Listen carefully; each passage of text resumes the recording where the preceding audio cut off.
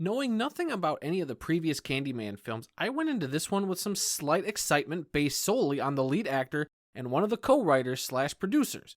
But can this film deliver on the creepy premise, or is this a stale treat once it's unwrapped?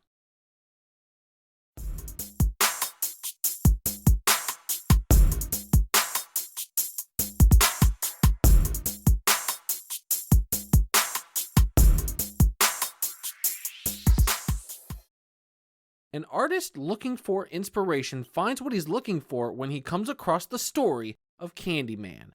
What happens next is that what was once thought as an urban legend quickly becomes a dark presence brought back to exact his revenge upon those who say his name 5 times while looking in the mirror. The film definitely delivers on the creepy vibes and cringy body horror. Our lead character, artist Anthony McCoy, is played wonderfully by the great Yahya Abdul-Mateen II. He practically carries the film and gets to show some pretty good range here. The story, while centered around a creepy killer, actually has plenty of things to say about the current climate and situations facing the gentrification of the Chicago neighborhood. And while, yes, the imagery is unsettling and creepy, that's about all I can give good marks to. I was fortunate to see the film in a nearly packed theater, which was a sight I hadn't seen in quite some time.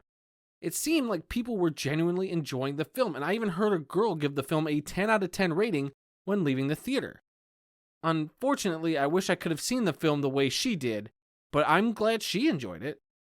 For me personally, I think the film sets up a lot of cool and powerful ideas that just don't get fully realized. One of the producers of the film, who was also a co-writer, is Jordan Peele, whose films Get Out and Us were both interesting and imaginative tales of horror. Here, it seems that a lot of the elements that made those two films work were applied. Unfortunately, without Peele in the director's chair, I don't think things were executed to the same effect.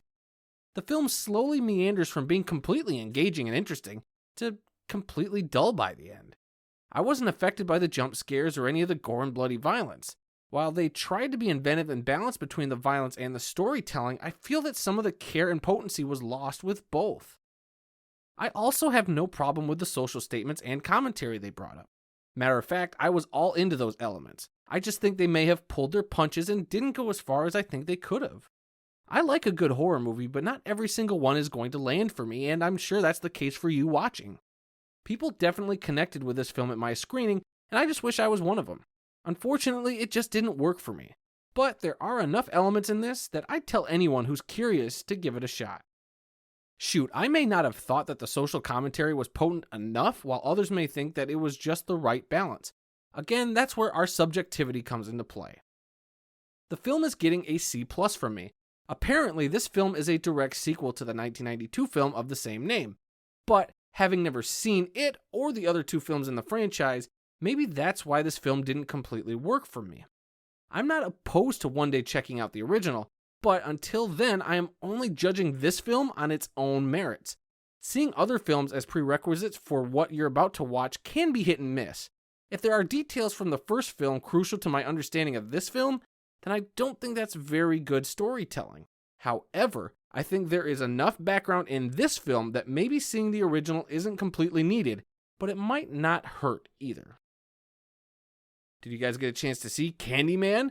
If so, what'd you think? If not, is it even on your radar? Leave your comments below. If you enjoyed the review, leave a like, subscribe, and share with your friends for future reviews and other fun videos. Until the next one, I'll be seeing you.